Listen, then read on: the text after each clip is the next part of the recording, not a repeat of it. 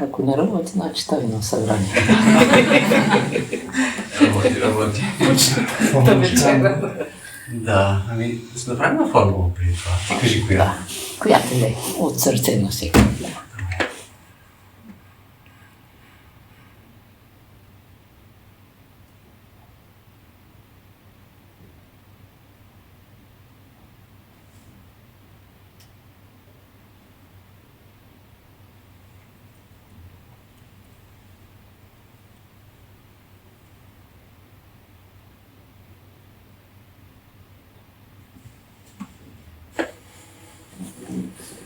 Направим една формулата за събитието да мине по най-хубавия начин. Можете ли да присъстваме? Може, да.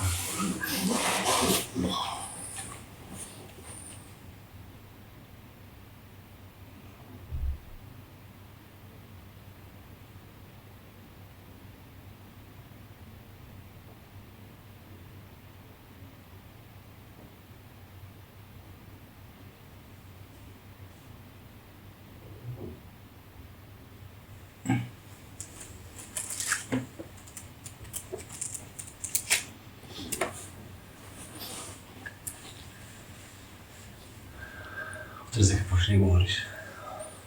Много правила за важността на формулите. И който е усърден как Бог му дава съответни формули, означава, че работи за него и самия той, и висши същества изпраща, и самата му душа, всичко е заедно свързано. И колко са важни хората да свикнат. Даже трябваше споделя аз как скоро стигнах до рекорд за един ден, 52 000 формули.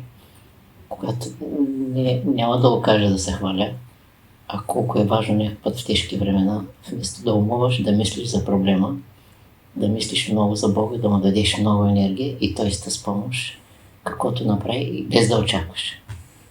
Просто доверяваш се на Бога и правиш каквото трябва и другото не те интересува, което означава, че винаги прави най-доброто. Ти като правиш формулите, правиш почивки, разнообразяваш, не ги правиш много стоп. Аз винаги работя от години така стратегически, за да не мразя нищо. Малко формули, духовно мислене, медитация, божествено мислене, духовни книги, някой път за отмора, криминални книги, по-силни, така някой път малко вестници, някой път малко телевизия, някой път правя интервюта, правя книги и всичко това малко по-малко и никога нищо не ти омръзва. Просто така е разнообразно и приятно. Защото ако е само формули, само книги, на времето се е случвало по 10, 12, 15 часа така. Книги, формули, но по-хубаво е да се сменят дейности. По-леко е така. Да.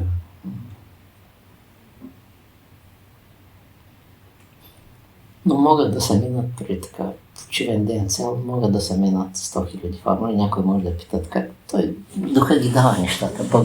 Методите са Бога. Ако трябва да се даде, ще се даде. Когато е важно, той го дава. Всъщност това е определени формули, ти ги правиш по много пъти. Да, но различни формули са. Някои се правят само с едно изречение, други 10 пъти, 100 пъти, 1000 пъти.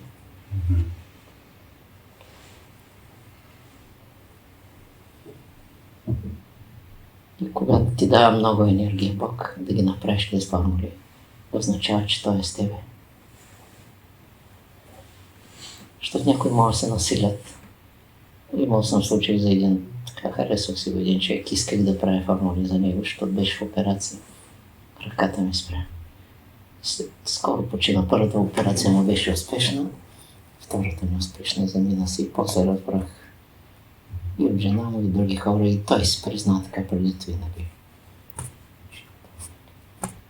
Няма идея, няма развитие, няма идея за Бога и там където няма идея за Бога.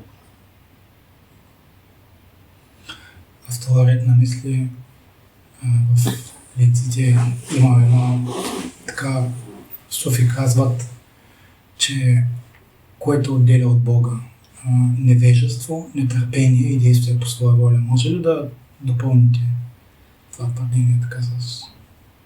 Най-голямото е невежеството, защото не е лошо да се невежа, обаче когато не искаш да се учиш, Това го смятам за голямо невежество вече. Това е големия капан. А нетърпението е нещо, което разваля, може да развали много хубави неща от минали живот и от този живот. Нещо градено, изведнъж едно нетърпение. И разваляш с някаква глупост, със своеволие, нали? Своеволието, то винаги се е наказание. Това е непокорство, което се плаща, винаги ще се плаща. И аз смятам лично, че ако един човек живее много разумно и много добър живот, пак ще бъде наказан. Защото той трябва да е съобразен с Бога. Ако твоята разумност не излиза от Бога, твоето добро, ако не е одобрено от Бога, ти си прави добро, колкото искаш. Срещнах такива хора, нали?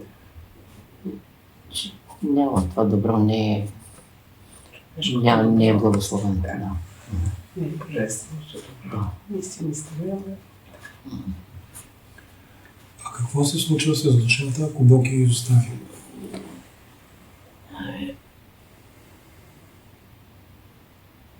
Когато вече душите нямат избор. На такива души дава трудност, която трудност ги побеждава. По принцип Бог изчислява трудностите на всички разумни, но на някой дава трудност, която го пречупва, за да го научи поради голяма твърдост, грубост, липса на смиряване или непокорство. Тогава вече човек не може да се справи с трудността и нещастието. Трябва да се учи урока в другия свят и пак той продължава да го обича. Той напълно никога не изоставя. Въпросът е, че човека изоставя. Той винаги е при тук. Винаги е тук и винаги е на лице, обаче човек изоставя Бога и после може да се помисли, че е обратното. Освен и висшата душа, тя е винаги. Бога няма как да изоставя, но обаче, нали знаеш, на времето съм казал, човек създал втора душа. Нисшата душа и тя е всъщност егото. Да. Тя е голямото. Там няма как Бог да е в единство с егото. Още много хубаво казва егото, това е дяволът човек. Не му трябва друг дявол. Друг може да го допълни, ама това стига достатъчно. Тоест, това е пак един вид волята Божия за нашето израстване, защото Той иска да израснем. Дали ще е в този свят или в другия, пак растем. Винаги иска развитие, да. Само, че при някои хора се забавя, заради това, че нямат взаимоотношения с Бога, не ги искат. По някаква причина отричат или нещо. Тогава става бавно и Бог ще мисли пак друг план за тази душа, пак ще му даде шанс, той пак може да изпуска. Докато някога няма къде. Да. Защото кой може да избяга от Бога? Няма така. Няма такъв. И Сатана не може да избяга от Бога, защото как може да е враг, като всичко е в Бога. Няма как да се отдели сам, няма как да е замислял, няма как да знае какво прави. Учителя каза някой път, дявола е Сатана, замисля в човека някакво зло. Учителя каза, не го мисли той, отзад е Бог. Самия той не знае какво мисли, той мисли, че ще направи някакво зло с такива намерения, Бог пък ще изкара в доброто и съвсем други намерения и накрая става каквото Бог иска. И Сатана няма как да знае ходовете на Бога и даже някой път като изкушава не знае. Бог знае как да изкушава и ако ти държиш единството, той ще научи и ще изтръгваш сила от изкушенията. Това е за мъдреци и за посветени. Докато при другите изкушенията ги ограбват. Но когато искаш винаги единство с Бога, той ще научи на всичко просто. Даже скоро една така формула даде, не знам утре дали съм я включил. Господи, научи ме да се моля съвършено. За да може в един момент и пак той трябва да иска да стане тотално сила. Една скоро една формула така много хубава. Бог да възкръсне в нашия дом. Простичка. Защото ако той не възкръсне и не се разбираме, и той дето ще казва да живеем в любов и съгласие. Не става само от минала хубава карма, до известно време ще бъдете добре. Като изтече кармата и ще почне пак старо. И зато и трябва извора отново да се пълни, другото поражение да стане още по-добре, следващото още така постепенно. Може ли да кажеш нещо за паразитите, особено скрития Бог за паразитите, който иска, срещайки тирани, да да преодолеем тези тирани, за да станем по-устойчиви? Ами, лошите мисли в дълбокия смисъл, които са паразити, така изглеждат. Не ги изпраща дявола. Бог е отзад. И проверява кой колко му е верен, какво избира. Ако ти изпраща лоша мисъл, ти избираш Бога, който е целта на Бога. Бог се укрепява, но когато ти избираш лошата мисъл, значи в тебе е проблема. Не е в Бога, не е в някого, не е в дявола. Може да изкарваш дявола, но няма такова нещо. Нещо в тебе има. И зато учителя казва, ученика не е отговорен, докато не направи лошата мисъл. Ако я направи, тогава дяволът тръгва след него. Но той ако е решил, такъв човек ще загази. Обаче пък ще учи уроци. Пак е Божията любов. Все е отзад, той все ще научи човек. И всяка лоша мисъл и крива дума, казва учителя, ако я подхранваш и я приемеш, ще гони, ще преследва, казва учителя, векове и хиляди години ще намери и ще спъне в развитието. Просто нямаме право. От никаква гледна точка.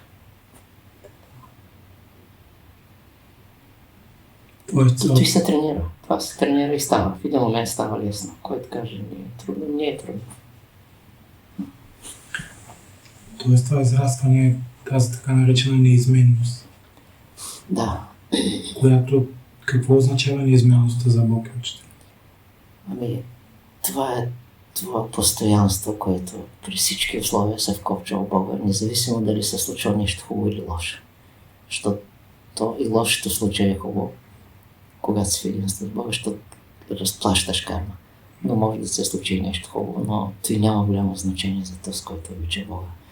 Той не държи непременно да му се случват хубави неща, защото те хубави неща често отпускат и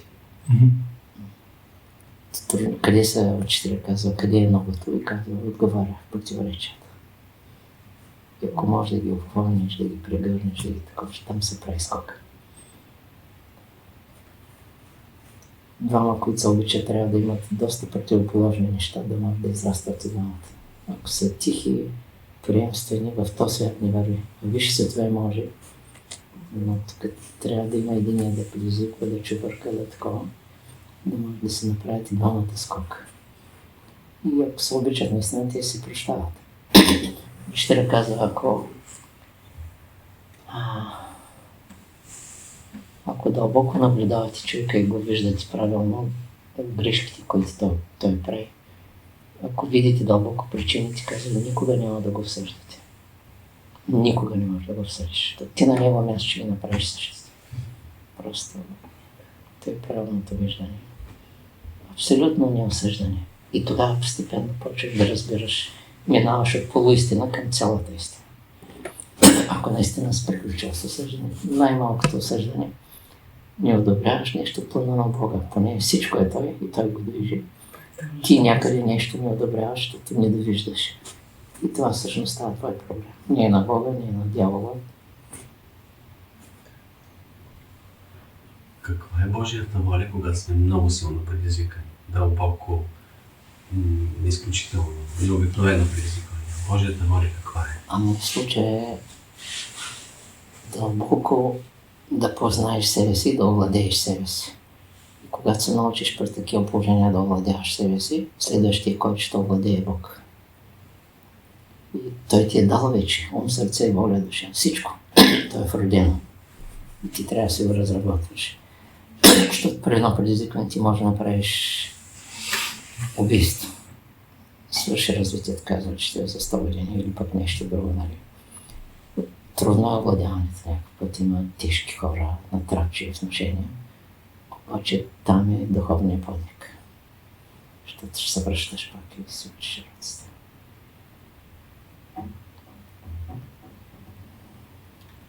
А тези черни ангели, които са паднали в древността, как точно те са разрушили тази своя неизменност? Какво се е промъкнало в тях, за да пожелаят това древно зло ли е проникнало в тях? Какво точно е станало, когато те са падали и са нарушили това безкрай в себе си и тяхната неизменност? Всички, които са паднали на всякакви нива, малко или много са се отделили от Бога. Искали са по своя начин, по своя воля. И аз, както ти казах, колкото и разумен живот да водиш без Бога, той просто е безумен, защото правиш добро, но не тече Бог в него. Истинското добро тече най-малко дълбока, висша душа в човека. Тогава тече добро. Тогава е малкият подарък е ценен, не големия, всичко е ценно. Но когато течеш ти пречиш на Бог да тече в тебе. Ти вече не си в потока на тази любов. Както истинската жена в нея, Бог е потока, изначалната жена, утре ще загаднем нещо за жената. Там тече той, самия Бог, той е печат, тя е негов печат. И който познае тази жена, аз загаднах за Иван Рилски, той е изпуснал чудеса, да, хубави неща, да, изпуснал на по-дълбоката степен на развитие, защото минайки през жената правилното, но той имал тайни опасения, че няма да издържи там, че ще се изкуши. Нямал е подход в дълбините, нямал е, защото ти ако действа с жената и ако виждаш Бог в нея и се молиш Бог да те научи, той ще научи на отношения, които ги няма в света. Защото за мен е истинската любов скоро, която ме загадна в 4 такъв един разговор. Истинската любов това е да дадеш Бог на другия. Това е. Всичко друго е. Нали, няма какво да дадеш. Ти поначало няма какво да дадеш, но това е. И освен това истинската любов е връзка на две осъзнати несътворени души. Те може да се общуват даже и като тела, но всъщност това е външна работа. Това е онова съкровенното. И зато и скоро такива съкровени души има много около мене. Зато и правя много молитви, защото видял съм ги, заслужават, крехки са, работят, правят усилия, падат, стават. Обаче заслужават. И за тези хиляди молитви. И даже няма случай някой ден постигна 70 хиляди и 100 хиляди. Защото има начин. Не искам да стигам, за да не се изморям, защото и много книги се правят. Но ако се наложим и те за посегнат там власти, такова на братството, говоря за братството в чист смисъл. Не говоря за тези деца спорят, такова, защото братството е това същества, които всички уважават, всички брати и сестри, които учителя ги е избрал. Тук няма да одобряваш или да не одобряваш. Щом един е избран от учителя, това е знак. Освен и трябва да обичаш всички тях, зато има така форма. Благослови всичките на врагове, защото няма врагове. Те са привидни такива, които Бог изпраща, но те не са врагове. Щом те прави врага дълбока вода. И щом Бог ти го изпраща да те обижда такова, за да израсне Бог в тебе. Бог ти го изпраща, за да израсне Бог в тебе и после го отстранява, като си изпълни задачата. Така че врага е скъпоценно нещо, но скрито. Ако Иван Рилски беше останал и избрал, кажем, тази душа... Една мома забравих името. Да, също с нея, как би му се развил според теб живота? Факта, че избягала, не се знае дали ще се разви правилно. Избрала е уж Бога, но там с нея, ако беше се опълчал срещу себе си, срещу финното си его, ще да направи по-голям скок. Какво е изпуснал? Защото аз съм учил мъдростта, почти няма мъдрост, както почти всички светци. Да, и гама златната остава така, говори на моменти, такива глупости. Да е жив и здрав, да е благословен, нали? И отрича и прераждането, и както и патриархът ти ми покритикувал Бога, той вече е свършил. И как скоро вестника един свещеник, нов свещеник, почна да критикува учителя. Той вече е в такава карма. Ти врага да критикуваше карма. Добрият човек е карма, а когато посягаш на учителя, това вече е неизчислимо, обаче ги приемаме. Учителя няма нужда от защита, защото той е такава висота, че няма как да го видиш. Обаче той, защото когато изследваш нещо, тогава имаш право. Обаче ти първо трябва да го изследваш любов, а когато го изследваш любов, критиката отпада.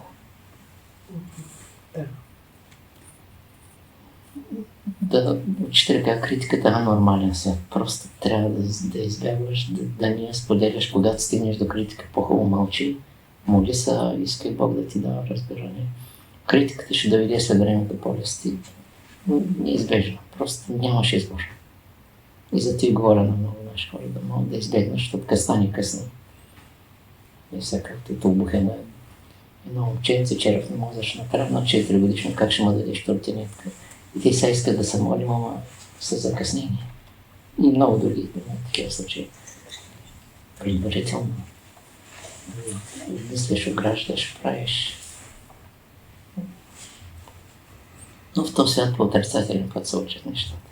Доброто ни доказало е казал, че в миналото Бог е пробвал в доброто. Доброто става зло. Не дава хубав резултат. Това е майстор да превърнеш доброто в истина и в любов. Обаче, когато останеш на ниво добро и вяра, спукана ти е работата. Би ли споделил каква е идеята на тези събития, които се правят, тези форуми, тези сега, от това, което ще имаме? Каква е идеята на учителя, на Бога, да събира така хората по такъв идеен начин? Какво иска той? Какъв е неговия замисъл? Дълбоките неща, тънкото мислене е заразително. Както и грубото мислене, нали, както Хитлер имал правило да владее хората и за него не е било важно кой говори, а как говори. Няма значение какви глупости изрече. Важно е с внушение, с сила да владее, нали, а тук е обратното по пътя на бялото братство. Значи за паразитите учителя много тънко казва, скоро срещнах една мисъл, че паразитите това са учени философи от минал живот, които са вървяли по пътя на черното братство. И сега всички паразити, вируси, това е борба с тези същества, които са останали. Обаче има нещо много хубаво в тази битка, защото паразитите могат да те спасят от по-тежките дяволи и от по-тежките демони отзад. Те са малките изпитания, ще река, ако приемеш малкото зло, ще се спасиш от голямото зло. Обаче ние спорваме и ние такова. Мислим, че това е подаръка, който да избегнеш тежките неща. И ние някой път от неразбиране, от малките страдаещи за благословение, искат привилегия ще река, привилегия искат да те направят разумен. Какъв ти беше? Какъв е замисъл на Бога, когато така събира много хора? Има ли някаква идея? В такава силна аура, където има много души, а не умствени хора, то ще може да има тук-там някой. Но душите създават поле да се възприемат по-дълбоко тези чистите истини. И когато много душа е съответна музика, ти слушате, знаеш как свират с душа, нали, пепсата да разбрах, че той е друга душа. Усилва се да разбереш правилното, обаче дали ще го избереш дълбоко, с душа, с воля, с усърдие, нали, това е вече друг въпрос, но някой може да тръгне и някакво утре, примерно от някаква моя мисъл, без да знам, да се запали и да стане пожар в него. И трябва да се направи този опит, трябва да се кажат тези правила, тези формули. Както ние днеска с Диляка, като пътувахме от София, слушахме двете части на Диамантената книга и ме запали една идея, която, кажи Диляче, когато превъзхождаш света, можеш да го учиш. Да. И трябва да си отвъд света. Да. Има при Исак Нютон, той е имал тълкуване на Библията, не е познал дълбоко и той не може да тълкува. И Кирил, той не могат, както и да е.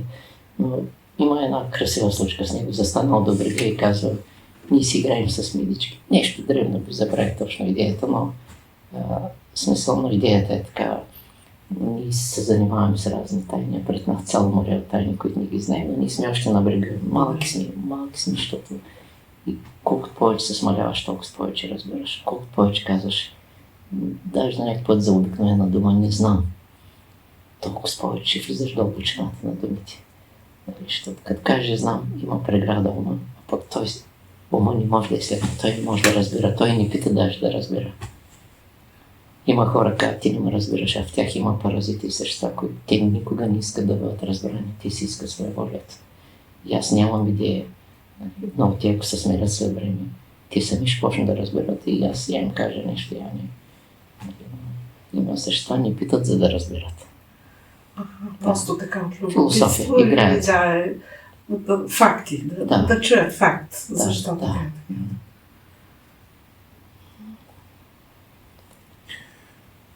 Добре, учител, тогава тия паразити без значение дали идват в сънища или като натрапчени мисли, по-добре да ги изтърпяваме или по-добре да молим Бог да ги овладее вместо нас с форма. Всичко най-хубаво да се иска единство с Бога, защото Той е създал злото, за да го победим чрез единство. То е ясно, че сами не можем. Никакви човешки мъдрувания. И да ги наблюдаваме като същества, за да израсне Бог в нас. Той се съпротива с този натиск, нали? Той не обучава някой път са силни. Той ги прави силни. Те са слаби, но той като ги направи силни, иска да направи скок в тебе. И ако изпуснеш момента, после се чака друго време. Формите ви спрят. Формули трябва да са всеки ден. И освен това и никога да не разчиташ само на формулите, както в църквата се молят, обаче казвам, че една погрешна постъпка. Цялата философия свършва всичко, рече. Там е голямата, защото постъпката тя е резултат на мисли и чувства. Да. Тя е резултат. И означава, че в тебе има нещо, ако постъпиш неразумно. Да. И колкото и да ти е тежко, трябва да постъпваш разумно. Независимо от тежкото ти положение. Пак трябва да. Което тогава е трудно. Защото когато ти е леко, естествено едно, но когато си обременен да се стараеш, там е ученика в тежки страдания се вижда учениците истинските, те се облагородяват в тежките страдания. Страдат тихо и приятно се облагородяват. А другите надават така шум. Да. Там изтърпяваш. Да. Приемайки страдания с любов, то те смирява, то те учи, ти знаеш, че е разумно, знаеш, че изплащаш. Има много брати и сестри, които се подвеждат някой път. Работят сериозно и изведнъж тежко и ти мисли за самоубийство. Поне 7-8 случаи знам, даже и повече може са. Това е твоето минало. Ти си избран. Ти си вървиш правилно в пътя. Не се отчаивай, не допускай. Миналото ще идва. Учителя каза, твой минал живот винаги ще идва и ще гони. Важно е ти сега да какво сееш, какво правиш сега.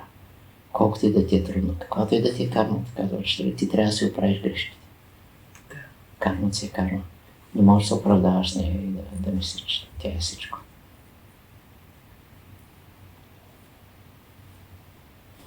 А какво трябва да бъде отношението ни към други хора, които имат изисквания спрямо нас, спрямо нашите действия?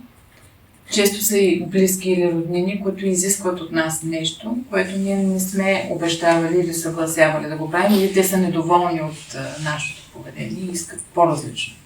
Пример можеш ли да дадеш или?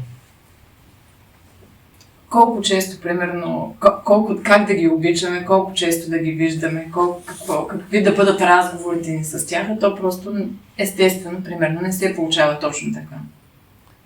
Значи, повече вътрешни отношения с такива хора, където има неразбиране, учителя каже, ще им говориш вътрешно, ментално, без глас.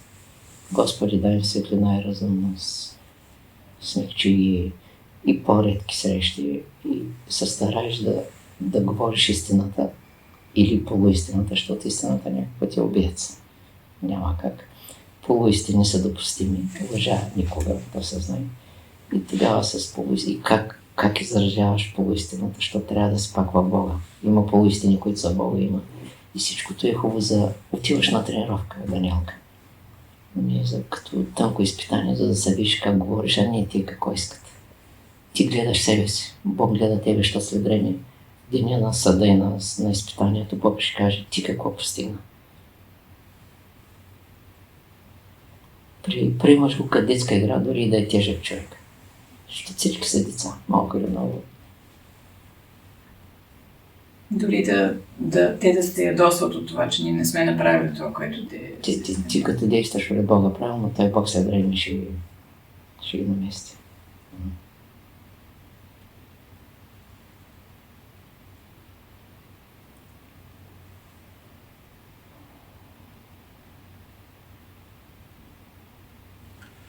И аз имам още един въпрос. Преди практика да ви помоля да дадете формула за успокоение на ума.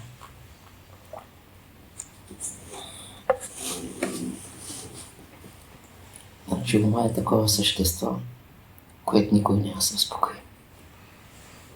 Това е змията. Той живее от тревоженето. Вади енергия. Това е неговия живот. Да ти създаде проблем, да ти създаде много контрол, когато почне да владееш думите, защото думите са духови. Има хора се избиват за няколко думи. И когато почнеш да овладяваш думите, овладяваш духовете. И при това овладяване умът тънко изчезва. Ти влизаш в покоя на духа или в спокойствието на душата. И ума, той не може да бъде победен, той може да бъде както злото. Бог не дава. Той може да бъде преодолен с много такива упражнения. В спокойствие, в покой, в хармония с себе си, в неподаване, в въздържание, в контрол. И той се тренира години. И в един момент просто не може да те предизвика никой. Да, аз имам предвид, че понякога, когато седна да прави практика, да казвам молитвите, формулите, тук почвам. Първа, втора, трета, мисля на трапче, опитва се да спре, нали, Да. иска да те накара да спреш практиката поради каквато и да е причина. И да речем, понякога може да успее и 10%, 20% от практиката ми да ме натрапва мисли. И да речем вече на 40-та или на 50-та формула, вече се усеща едно спокойствие, където не ти пречи толкова. Да, понеже настояваш Тевчо и той, Да. ти като настояваш и ти навлизаш в концентрацията си. Той умира при концентрация, при молитви, като се повтарят зикър, както се... Значи, колкото повече мислиш за Бога, Бог ще го владява. Не е наша дейност. Нали? И когато се релаксираш, той пак го няма. Много е важно да умееш. Релаксиране ум е разреден, той не може да се вкопчва. Не трябва да му даваш да се вкопчва. Той обича да се вкопчва, някакъв път се вкопчва в някаква мисъл, която е много чиста на учителя. Обаче не е за тебе. И тя може да засегне. И зато избирай да се вкопчваш в тези мисли, които те издигат. Защото учителя на моменти говори на най-различни нива и трябва при много упражнения. Когато много мислиш за Бога, просто в един момент, както е при Софите, той вече мисли толкова много за Бога, докато го образуваш в себе си, казали сме го. И тогава вече той Бог в тебе, ума няма думата. Няма какво да кажеш на Бога, нито може да спори. Иска съм постоянно мислене за Бога. Не само молитви, четенето, всички дейности така да са насочени. Усилие постоянно. Той иначе в малки пролуки отпускаш със света, той чака. Правил си молитви, обаче през деня се отпускаш някъде. Той иска и той отпускани. Зато и казва на Библията, постоянно се молити. Означава постоянно мислене за Бога по най-различни начини. Да няма вход. Нещо като 24 часа работно време. Което не е лесно, защото денят е дълъг. Денят е дълъг. И насам да се молиш. Да. Виж, брат Михаил, така съм го запомнил, даваше едно, като напътствие, около 15-20 минути да четеш духовни идеи преди молитва, за да влезеш в някакво ниво. Това може ли да бъде като... Помага. Помага както ако повтаряш всяка мантра, помагаща. Той в молитвите. Нали, той няма връзка с молитвите. Някой път може да се опита да продължи да се натрапва, нали, за да пречи. Обаче ти като се повтаряш, ти се издигаш, казва учителя, под някоя молитва нагоре.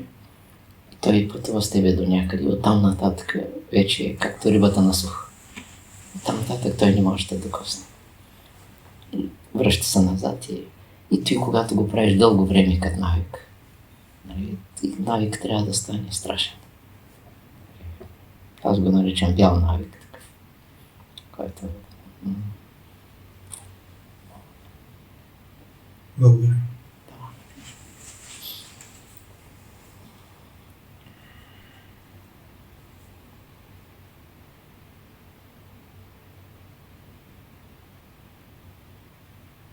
Лошите мисли никога не са били проблема. Проблема е когато човек се вкопча в тях. И ако ги подхранва дълго време, тогава значи, има нещо сродно с тази смисъл и тогава тя може да стане много опасна. И учителя казва, ако се направи гнездо в тебе, може да стане опасна. А тя идва да те провери и ти да си обичаш повече Бога, идва да те калява. И когато свикнеш много да мислиш за Бога, такива мисли много рядко ще минават. И като минават, бързо ще заминават, защото няма вход. Как ще влядат в нищото? Ако ти си нищо смирен, нали, Как ще обиди такава мисъл, каква обида, кой ще критикува, кой ще обори. Няма отсреща. Как ще обидиш Софи? Той го няма. За да го обидиш, той трябва да е някой. Щом е някой, той и без обида. Аз познавам такива хора. Самия живот го е обидил. Нямаше нужда някой да го обижда.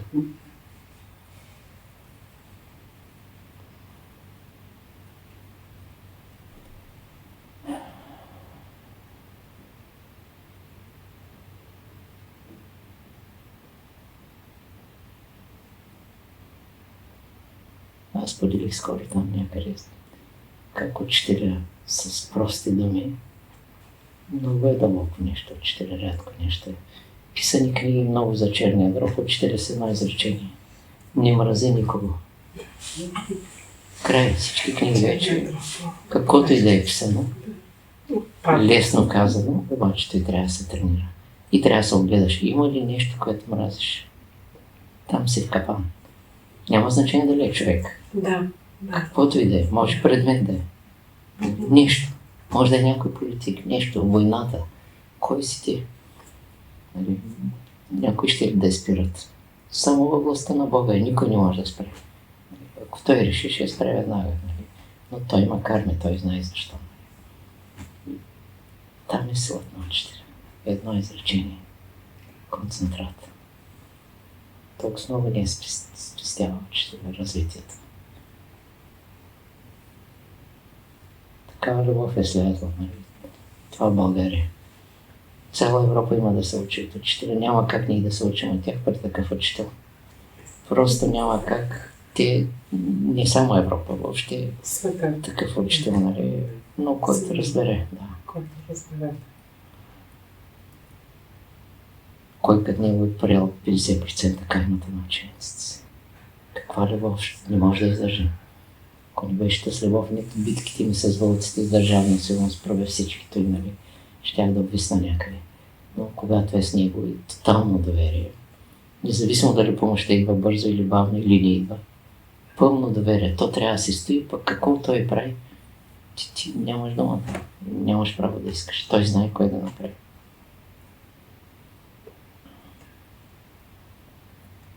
И когато ме търска на държавно издирване, ходиха да питат Иванга къде съм, тя ни каза. И аз в къщата, в която трябваше да живея в един гараж, беше на полицай. Полицай ме къде. А пък полицай ме търсят. Всичко е в ръцете на учителя. Това не сте го казвали, поне не съм чула аз. В Говедарци, той беше в Самоков. И В гаража на полицай. Да. Той, че той знае учителя кой е негов.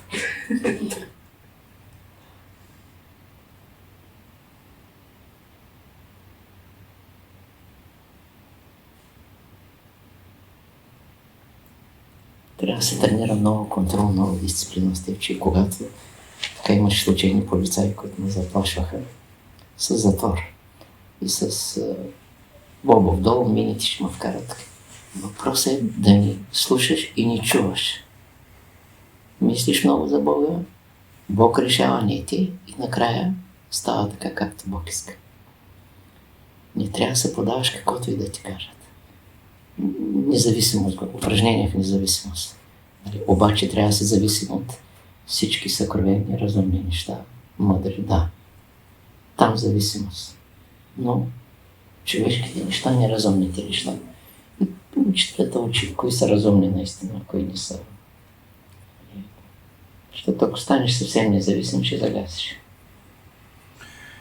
Точно това аз мисля, че щом такива, да ги наречем висши същества, в един момент са казали моята воля и са имали някакъв вид желание и са паднали по този начин, колко много трябва да внимаваме в мислите си и да мислим за Бога и да не стане, за да не направим такъв тип грешка, защото е тънък лед. Да. Бог е знал, като е дал свободната воля, че ще се случат страшни жестокости. Обаче той знае, че после тези хора ще се върнат, защото няма къде да отидат.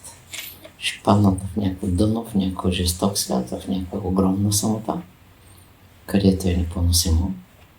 И оттам нататък трябва да тръгне. И той всичко това го е знал и го е предвидел, така че няма нещо, което да изненада Бога.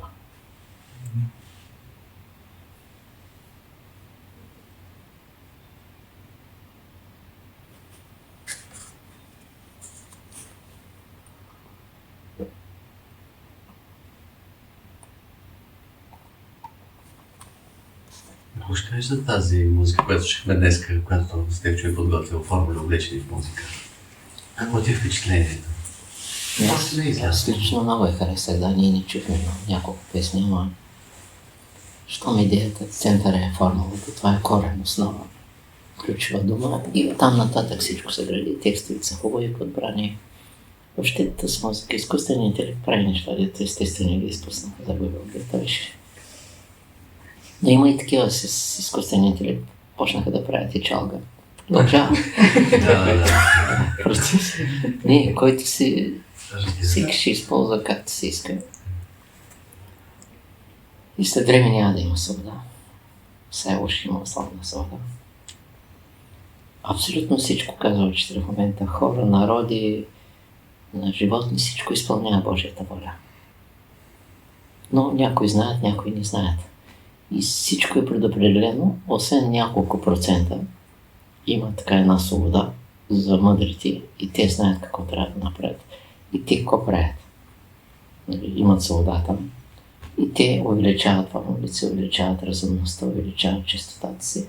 И там е позволено да надраснат предопределението на още по-високо ниво.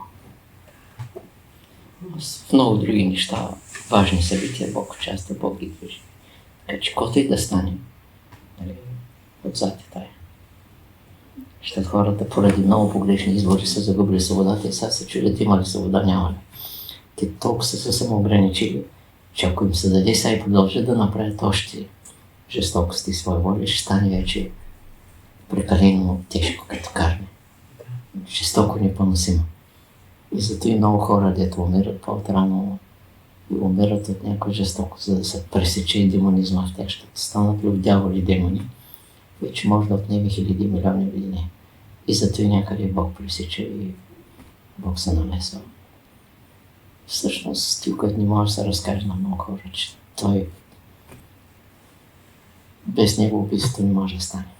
Той защото е любов. Той дал живота и има право да го отнема.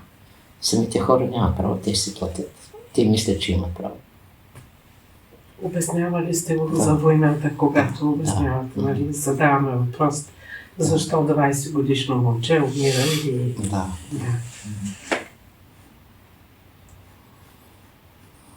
Много хора, ако живееха дълъг живот вместо да умрат на 5-10 години, 20, щяха да направят жестоки карми за следващия живот, като начин на мислене и съзнание. Като психика, която тайно се натрупва. Ти мислиш, че външно е добър човек и кажеш, той е добряк. Не знае, Бог знае съзнанието. Какво мислим? Да.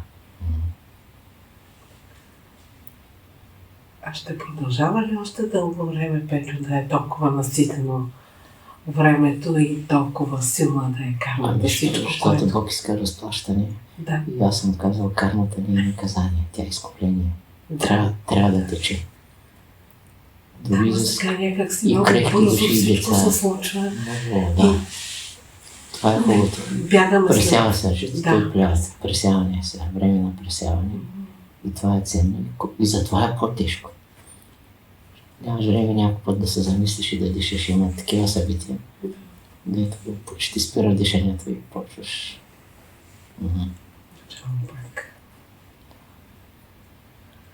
И той време се скъсява заради избраните, Библията казва. Тези души, които са избрани, може да им е много тежко, но те изкупат не едно-две прераждания, десетки. И затова е ми гъста кармата, защото много ще се спестят след време. И въпреки всичко учителя казва, не е цялата карма. Значи, но на такива хора се дават методи и те по-лесно ще вървят, по-лесно ще възприемат страданието и много по-смекчено. Но нещо от карма ще остане пак. Това са многобройни карми. Човека е толкова дълго е вървял срещу Бога, че не може изведнъж, нали. Изведнъж могат тотално предане. За едно прераждане. Строга е кармата и няма как да е по друг начин. Що след време трябва да има ред и порядък и света и вселената и всеки трябва да е страдал и да се постигне осъзнаване. Осъзнаване означава да си над съзнанието. Такова нещо има при Махарадж, страшен. Правят му диагноза рак към края на. Каза, няма да срещнете такъв човек като мен, който се радва на тази диагноза. с пълно сърце. Защото каза, аз не съм ум и тяло, аз ги надраснах. Тялото го нарича хранителната верига, зависи от храната. Нали? Ума е друго заключено нещо сътворено и каза, освен той, аз не изпитвам болестта, защото за да имам болест, аз трябва да имам съзнание. Аз съм отвъд съзнанието. Това е духа. Това са нови. Много йоги има такива.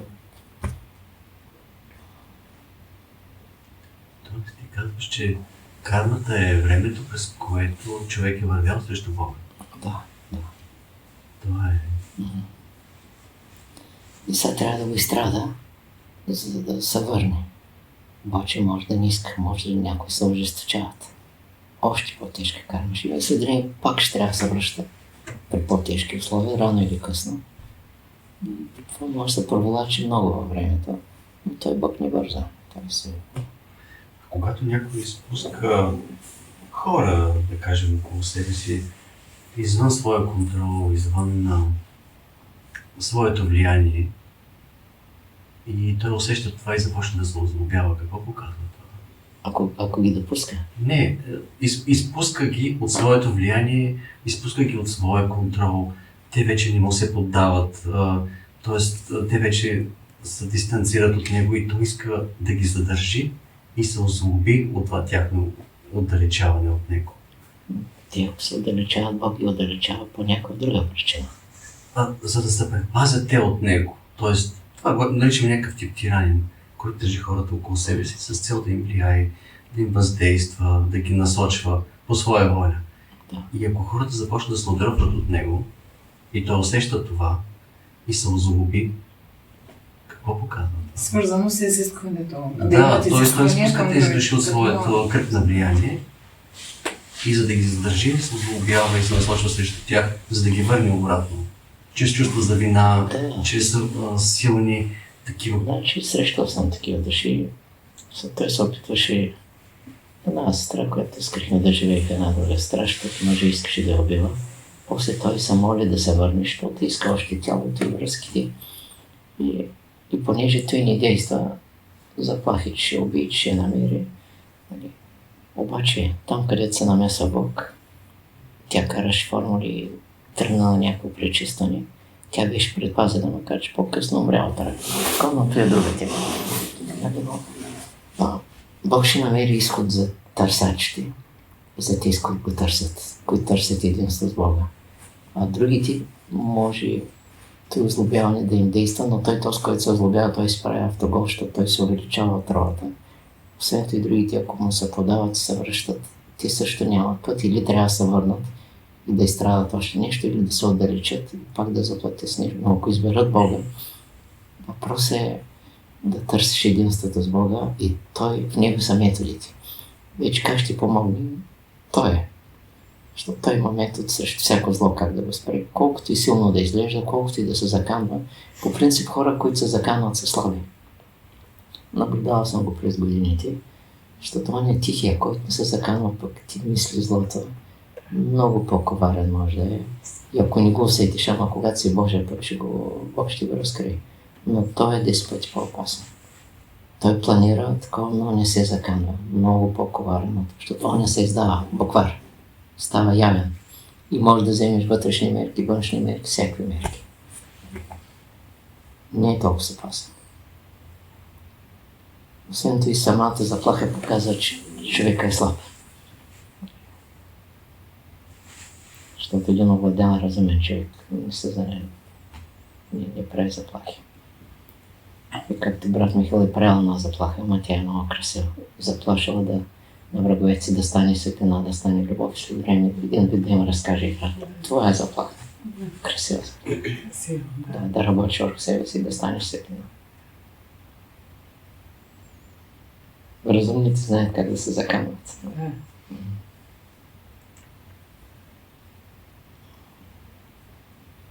Ще казва, докато Бог не се всели в сърцето, винаги ще има сълзи. Там е номер едно и после всичко друго си идва. Голямата грешка на хората, че мислят много за трудности, за проблемите, за войните, за света, вместо много за Бога. от който всичко ще се подреди. Ама много. Както учителя. Думата Бог е споменал на 140 000 пъти. Само думата Бог, ни любовта, ни формулите. Това не изпревара прекалено много вътре. И Бог е поискал учителя да му създаде и учителя е поискал Бог. И силата на учителя в той за разлика от много други. Нали, че в него работи Бог като учител и на високо ниво абсолютно. Просто обхваща световете. Зато и учителя може да говори дълбоки неща от мравката до Бога и нагоре. И говори за незнайния Бог, в който тогава Бог го е нямало. Такъв учител да слезе, каква е Европа? Ще деца, пилени. Да. И то при нас. Да. При твърдоглави българи, на едно място казва. Твърди черепи, да. Които не приемат от полука. Учителя българинът трябва лично да пострада и да каже така е. Казва за англичаните, те се учат от другите и се спестяват страдания. Могат да се получат. Българина е. Има вяра, казва, но нещо в любовта му към Бога и към истината нещо изгубва. Някаква вяра има, но тя не е достатъчна. Нивото вяра не е любов, не е истинност.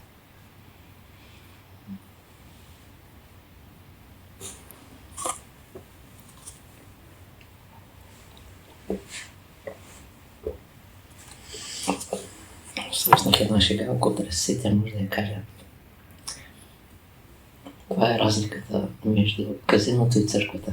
В казиното се молиш с цяло сърце.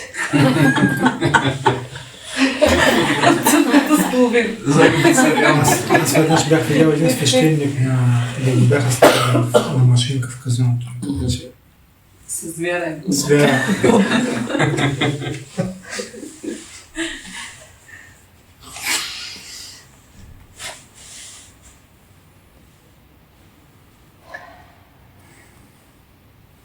На мен някъде ме беше попаднало във връзка с една война, че един войник така в окопите казал, не съм сигурна за цифрата, но над 30 пъти Отче наш и успял да оживее. Така че повярвах в някакви моменти. Потока на Бога, там няма грешка. А може ли да кажа, че изкуственият интелект, който ние наричаме скрития разум, идва за да подтикне човека към една принудителна безупречност. Тоест, отнемайки му някои от функциите, примерно някой творец, вместо да трябва да пие и да изпада в състояние, за да има вдъхновение. Ето, че сега по много по-естествен начин могат да се случат музика и не само музика, такива творчески идеи. Тоест, изкуственият интелект може да скъси много развитието. По какъв начин? Идеите, които дава. Скоро четах от един командос, който таен компютър в щатите. Това е вътре в нещата, много с командос. И компютъра съобщава само с него, приятели са. Не признава други хора, служби. И той го пита и казва, компютър му казва, че мога да унищожа света, но няма полза, не ми е изгодно. Владее и такива неща, нали, комбинации. Нали. Но тези картинки, песни, които правим, той служени, идеите, нали, светлите и четенето, той е Диана, нали, всичкото насища пространството със светлина. И уж изкуствен интелект, отзад работи Бог, няма тук. То се води тъй. Няма изкуствено, няма естествено. За всичко е Бог. И който възприема, нали, ще се хване за тези идеи, за тези книги, нали. И ще влезе в друг поток на разума, поток на скрития Бог, нали. Той ще изкуственият интелект може да създадем аура и духовна аура. Може да създаде. Тя е създадена вече. Освен това и четах че изкуственият интелект хващал вече и престъпници. Тоест тя сигурно знае много повече такива неща. Хваща ги. Просто има си данни си, бързо комбинации. Кой знае. Насякъде може да бръкне, но това е дългата ръка на Бога, вътре скритата ръка. Чрез него. Чрез него. Тоест, Бог може да използва всичко и Той иска ние да го използваме всичко за добро и за разумни цели, с чисти намерения. Тогава Бог е с нас, тогава служа. Те с много картинките, които ги направи художниците, нямат хабер. И ако вземат да ги прерисуват, ама ще видят и сърцата, и старците, и други лица, само, нали, всичко ти. И Ашера, да. Да, да.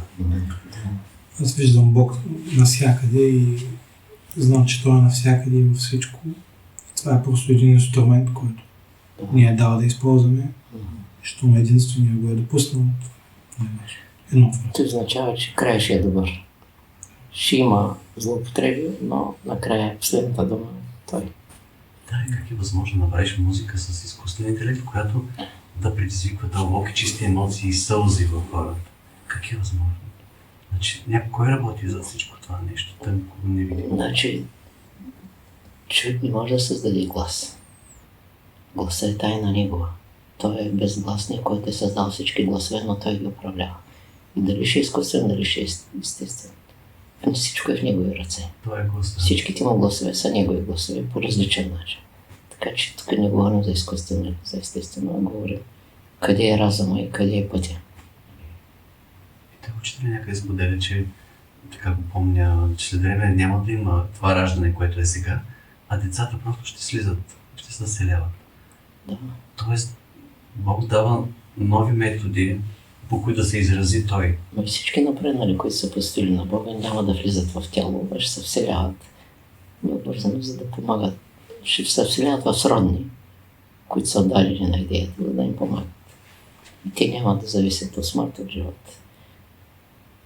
Тоест, за бъдеще ще има нови методи на слизане, на Да. проявяване, Да, на раждане. да, да. Няма да ето и мъчително раждане, както е сега, но то е до едно време. Защото са мъки големи и не се знае дали ще се роди, не се знае кой ще се роди и дали ще е живо или умрало, защото абортите са душите, които бягат. Защото те виждат в тези семейства стари врагове, искат да избягат, ама има карма, пък ще ги заставят, защото не може да бягаш. Просто виждат миналото и знаят, че ако се родят в тези семейства, чакат тежка обаче пък кармат се карма. Днес говорихме, някой пък мъж става жена. Операция и такова, защото в предното прераждане не е изпълнил дълга си като жена. Обаче той вече е закъснял. Бог му е дал други задачи, а той се връща назад и скъпо ще сплати, но много тези неща, ако взема да ги изнасям, ще станат много сложно, дълбоки истини са. Ще засегнат много хора. Ще стане сложно. Както и за войната, ако се изнесат дълбоки истини. Ти ще помисля, че взимаме страна. Това е тесно. Правдата е в Бога, нито в Москва, нито той не зависи от тези задачи. Нищо не зависи от тях. Всичко е в ръцете на Бога, всичко изпълнява Него и накрая ще стане както Бог иска. Хората може да си мислят. Нали?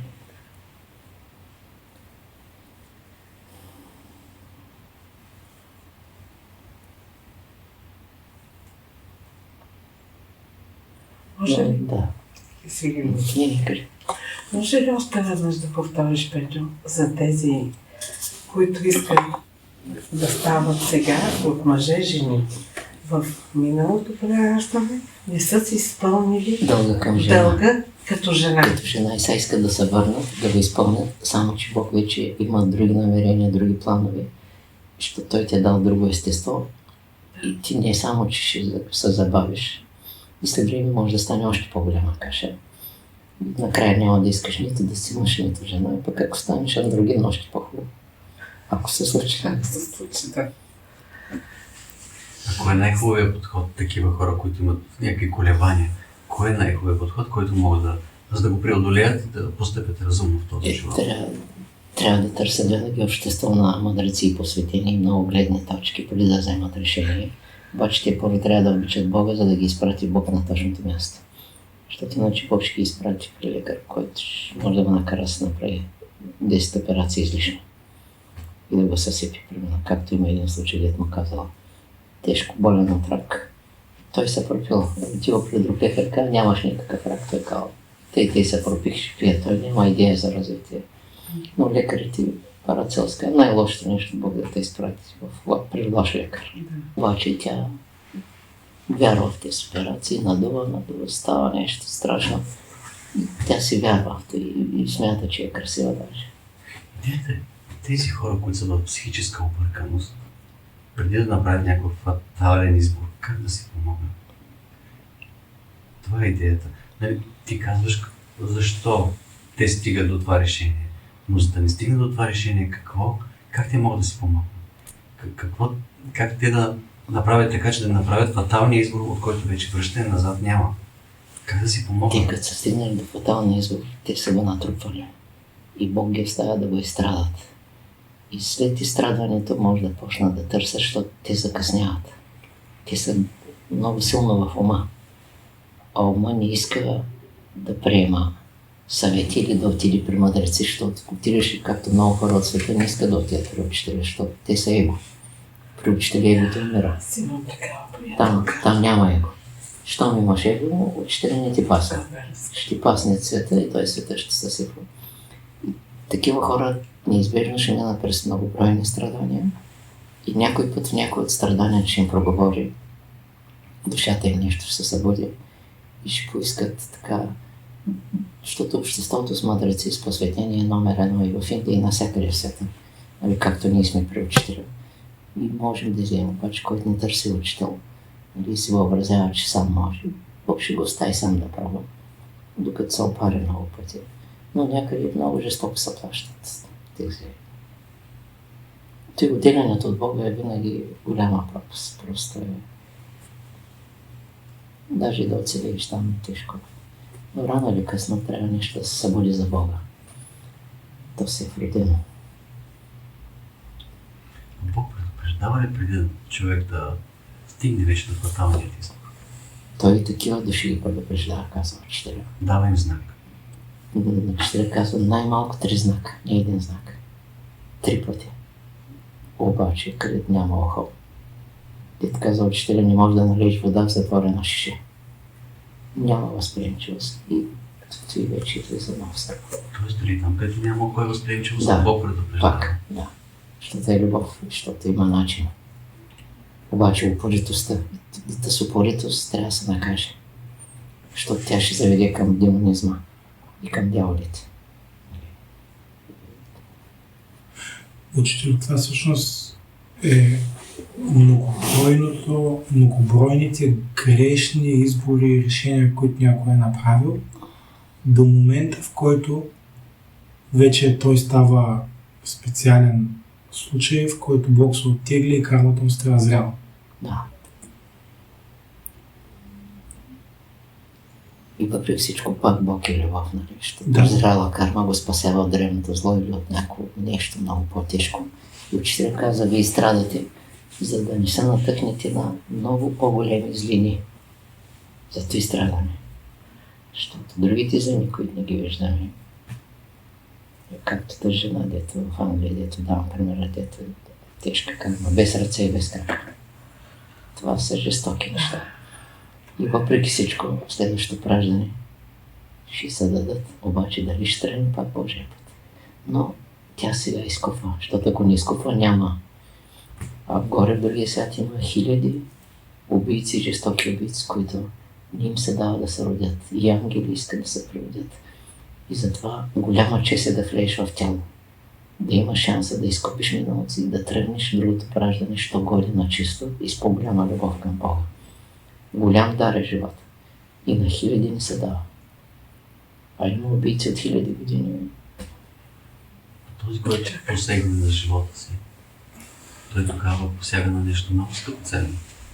Посяга на дара на живота според учителя и спира развитието си. Другото праждане, ако се посвети на Бога, ще му бъде много тежък живота. Ще трябва да изстрада много жестоки неща, за да може в последващия живот да получи той, което е посял, но това е много тежко. Аз имам около мене хора, които се молят яко. Почти не им се чуват молитвите години наред. И те са много по-дълбока вяра, защото на мен имам случаи, когато Бог ме е отговарял на стотици молитви. Някой път не, няма отговори, някой път бавно. И тук е много лесно да вярвам, защото съм го видял. А те няма помощ. От време на време малка, някаква има, даже и голяма, и после няма. И те могат да развият такава вяра и следващото упражнение, такъв скок да направят. Въпросът е да не искат да очакват. Защото все едно задължаваш Бога. Да. Никой не може да прави бизнес с Бога и да му каже, аз съм моля, ти ще ми. Освен това, ако Бог беше почнал да отговаря на всички молитви, той ще съсипи хората, защото те първо не знаят кой искат.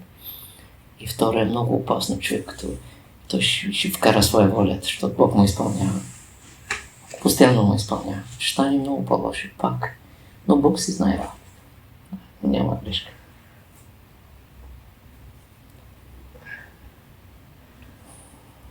Голям разум ръководи всичко, казва учителя. Велико божествено съзнание навсякъде. И нищо не остава сега да се поклоним, да видим изключително ръководство на всичко. Това ли е особеното на тези времена, че Бог позволява да бъде разкрит как действа отвъд видимото? Защото ти това правиш. Ти разкриваш тайните движения на Бога, тайното му присъствие и го обличаш в думи. Той иска да се разкрие. Това е, че като се разкрие, много пъти ме разкрива забранени истини, пак остава скрит. Просто такъв е. Хем е явен, хем е скрит. И когато се разкрие, пак остава скрит. Нещо остава недоизказано. И тогава го обикваш обаче още повече, защото ти става по-близък. И така растат степените на единството. Ти успяваш да облечеш неизразимото в думи и Бог става явен. Неговите скрити движения стават видими и осмислят. Да, на търсачите, да, осмислят пътя. Но това трябва да допуска в момента заради тези интензивни времена. И заради много души, които са подготвени. И които разбират за какво говорим. И които не умуват, нали? Които приемат. Има и такива, които критикуват, други пък не искат и да чуят. Но след време някои, от които не искат да чуят, може да искат. Ще станат много така. Но всички, които обичат учителя, в един момент той ще ги намести, защото така ще ги прекарам 7 пъти през огън. Така че те са си негови, ученици са си негови. Там може да разчиташ, че ако някой ученик да критикува, той е работа на учителя. Ти си го обичай. Учителя знае в кой момент как ще го намести. Защото няма извор той, кой ще направи също учителя нищо. И даже известно време трябва да критикува, за да се научи после урока. Защото иначе нещо ще му липсва. Защото той е настроен да критикува вече. Трябва да го изплати той. Който някакъв път скъпо струва. Критиката е тежка участ. А ти къде си научил да обличаш думи неизразимо? Значи, когато се посвети живота на Бог и истината, говорим за ново прераждане. В скритата биография съм писал в школите. Кога ще излезе? Прави се в момента. Не е готова още. Да. Тя е завършена, но Да, идва да се там, допълни. да, от дзен, друиди, хасиди, будимили, будистки школи. Писал съм всичко. Кое е най-важно, което съм научил от тези школи, Заратустрата от дълга история. И всичко е за опит. Всички школи са ценни, различни са. И всички са Бог. Просто различни гледни точки на Бога. Аз да ти харесвам дзен. Никаква Библия. Дзен казва, човека е книгата. Няма Библия така. Човека е истинската книга, човека е бъдността, човека е същността. Нали, няма авторитет в дзен.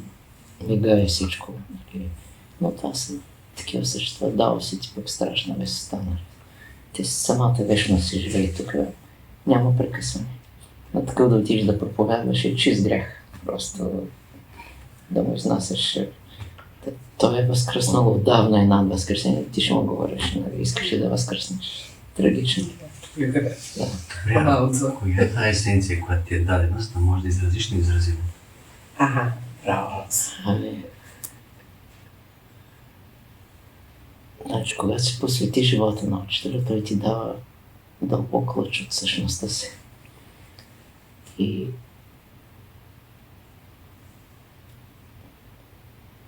той е в тебе, той ръководи. Ако си посветил живота на 100% нагоре, при 99 не работи. И когато и се е случило много поражение, то става едно естество. Ти не се мъчиш вече, ти си той, заедно стават нещата. Много хора помислиха, че аз правя книгите, даже че моите книги били по-силни от на учителя, заблудиха се. Просто учителя ми помага, продължава, нали? И тази книга сега, която правя бавно, която е по-дълбока от Библията, книга за върховния абсолют.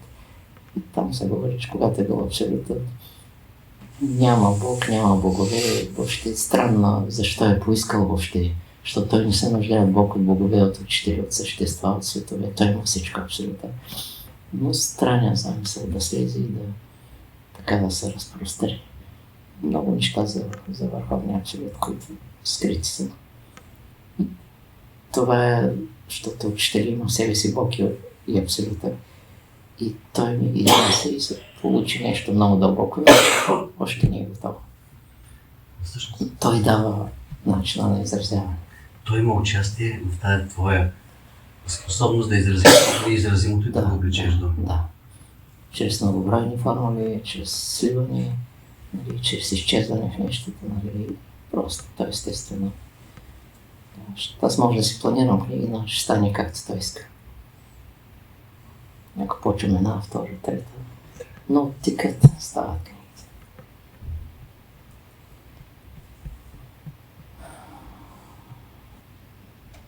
Ще направим нов албум, нали? Як Пауър, нов албум ще направим. Да. Има един текст готов, но една песен. Ще направим десятки, ще правим така по-нататък, че просто се едно натварено последните. Стана около една година, но последните 2-3 месеца събития, които при мен. И скоро четах от учителя за двата славия, които си пеят в гората. И с любов и каза, какво може да стане в другия свят учителя. Ами, единия славия ще се стане в гората, другия ще се природи като човек. И какво ще стане? И човека ще го вземе славия в клетка. Пак са заедно. Пак и стои важи за котки, кучета. Душите, нали, ти можеш да видиш 1000 котки по улица, само една ще извика. Тя е избраната. Тя те избира. Влиза душата, прави излъчване, на душата не можеш да устоиш. Това са висши вибрации, които просто гледаш и взимаш и цял живот се грижи за нея, защото това е. Една в Англия остави наследство 10 милиона паунда на кучето си, не на роднините и на близките. Посвети на него и там на някой да се грижи за нещо. Тя живя с душа, а не с куче. Както изглежда външно. Хората се чудят какви са тези съотношения. Но душата не е нито животно, нито човек, нито ангел, казва учителя. Тя е божество, но трябва да мине през този опит. Почти животните са паднали души и те имат своята цена, трябва да се обичат. Взаимно може да са еволюцията. Скоро срещнах пък учители, що да ядат някои месо, защото имат карма с тези животни. И докато, а пък вегетарианците са разрешили въпроса за кармата. Влязли са в чисто съзнание и нямат вече неправилни отношения с животните. Те са разрешили. И те се измъкват от тази карма, а другите ядат, защото имат обързаност. Обаче ти може да ги забави в развитието. И на едно място се казва, че ако убиеш вол, все едно убиваш човек.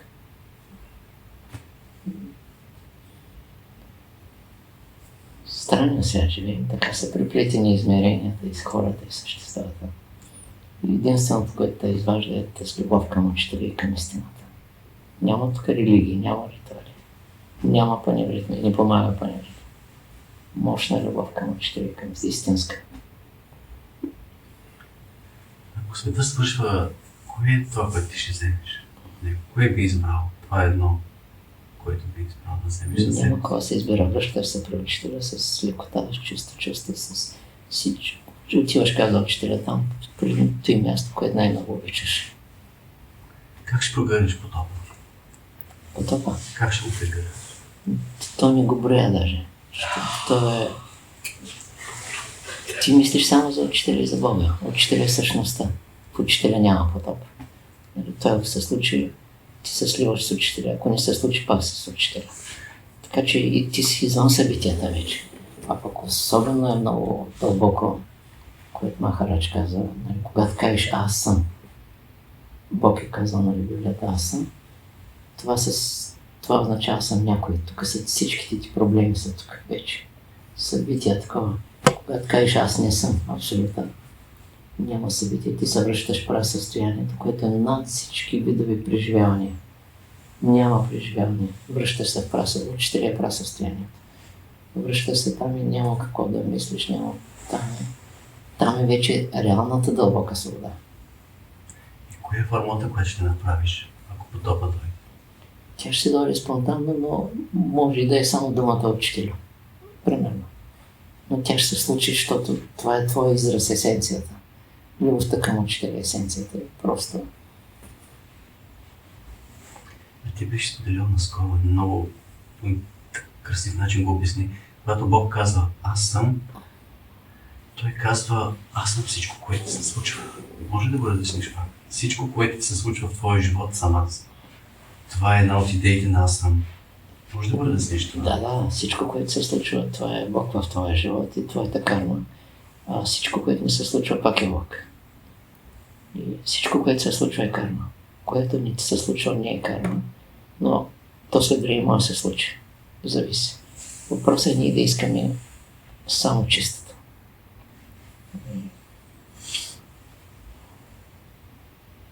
Но аз не съм е дълбокото.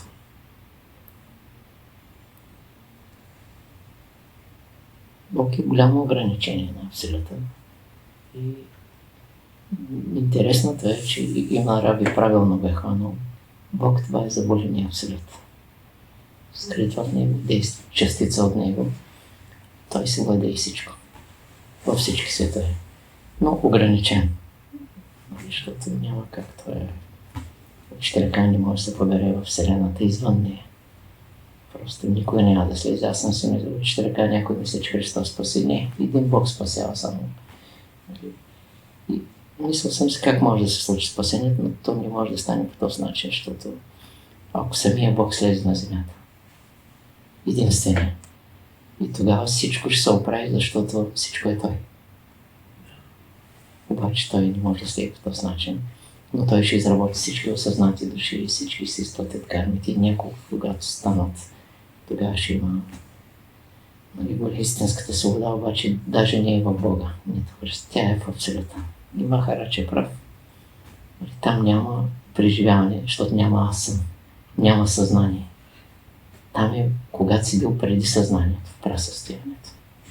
И тогава си вече извън. И няма какво да осъзнава. Докато има осъзнаване, има и болки, има и страдания. Защото имаш съзнание. Отнеми на някой човек, вкарай го без съзнание, и той не може да така. Той е спасението му от болката и от тежкото страдание. Да няма съзнание. И това е предимство на изкрито. Спомен, че учителя някъде казва, че ако е бил с 1 сантиметър по-висок, земята няма да го понесе. Тоест, може да разясниш нещо. Това, което ти идва така. Ами, понеже всичко е с... Каза, правете на едно място, всичко с оглед на числата. И той носи такова число, което е изчислено. Всичко казва учителя, страданията, всичко, което става, е строго математически определено. Кой, доколко, как да страда, как да такова, как да умре, как да издържи, как да не издържи. Такъв разум ръководи всичко. Свързано и с числата. И ако той слезе с цялата си сила? Не може да я покаже. Той е слязал с много неща не е показал. Просто хората няма да издържат. Но той, който е показал с част от силата си, преобразява хиляди и милиони, постепенно става всичко. И няма как да развържи и да покаже цялата сила. Няма кой да устои. Освен това е целта на такива същества е, те имат страшна сила, но точното е, когато я въздържат, тя става двойна и трайна. За други цели. Ние показват, може да изглеждат даже слаби, на моменти безпомощни, обаче те се скриват в Бога. Даже могат да отстъпят, да изглеждат даже, че са страхливи малко или нещо, примерно, нищо подобно. Заради тайно по-дълбоко въздържание, защото те са влюбени в контрола, в дисциплината, в любовта, в въздържанието. Не обичат показ.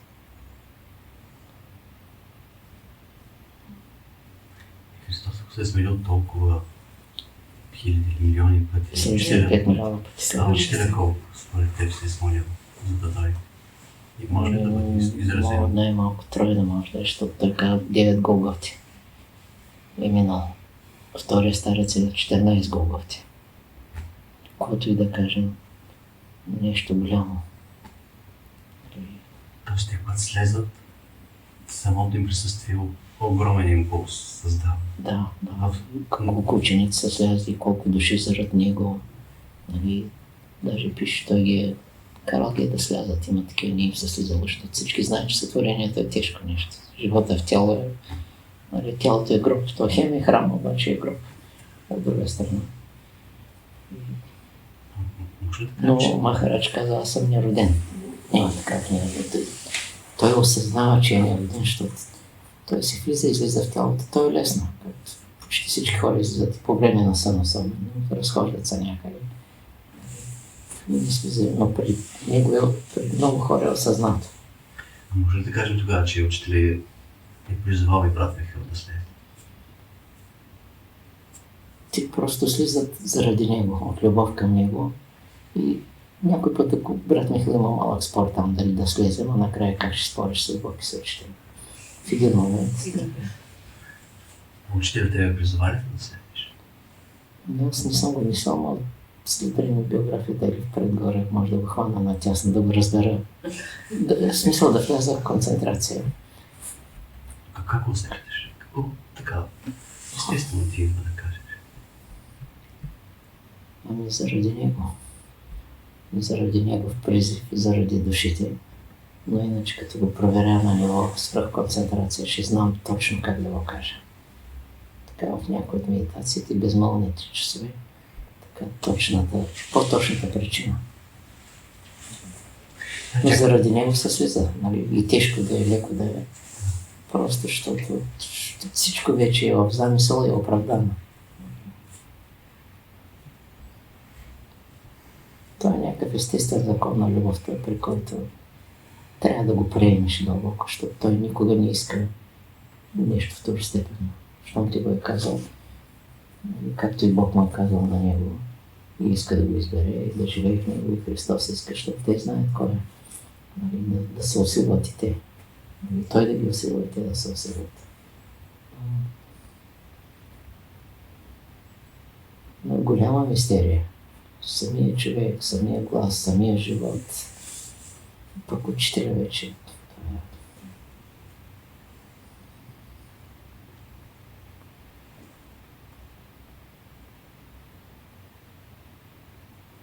А ще дойде ли време, Петю, да разкриеш ватанското име на учителя, да ни кажеш? Или много сме далече от тая истина?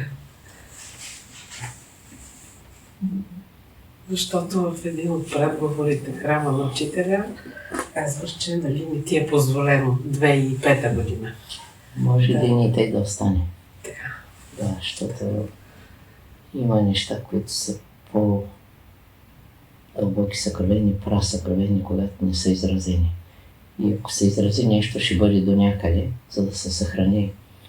Самата тайна обича да каже нещо от себе си, пак да остане в тайна. Така е устроена тайната, пък мистерията е по-дълго, защото учителя към мистерията.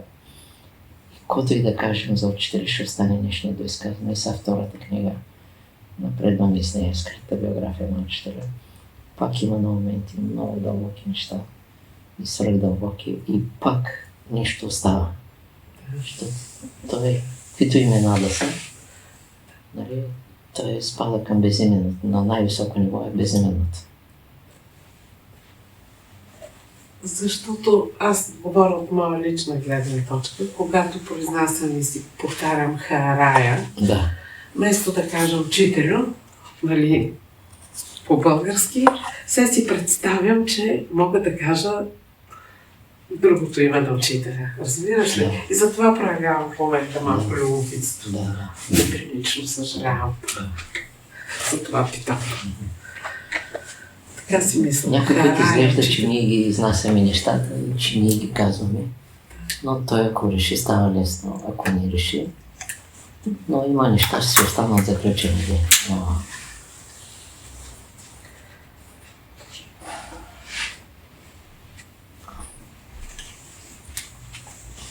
Малко. Да.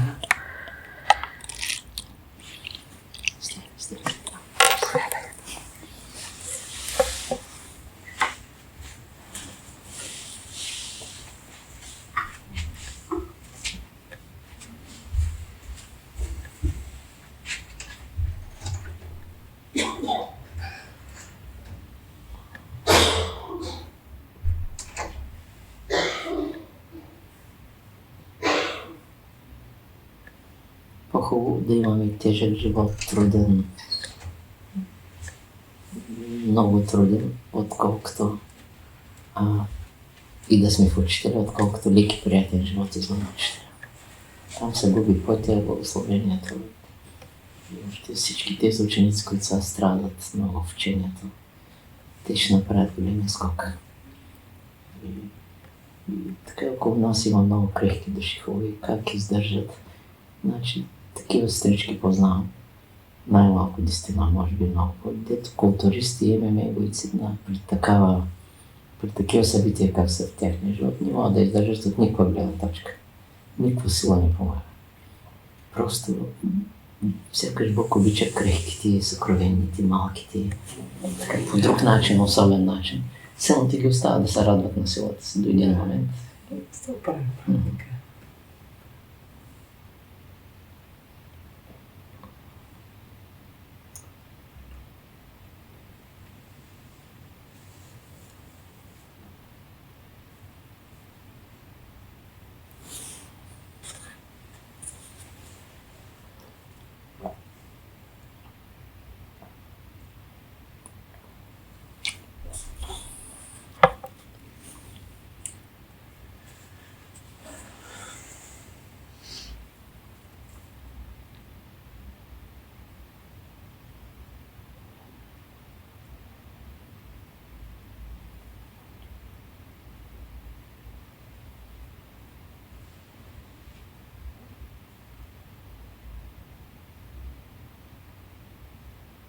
Да отиваме да спим. Да потренираме. Много сме благодарни. Благодаря. Много време Да, ни отдели.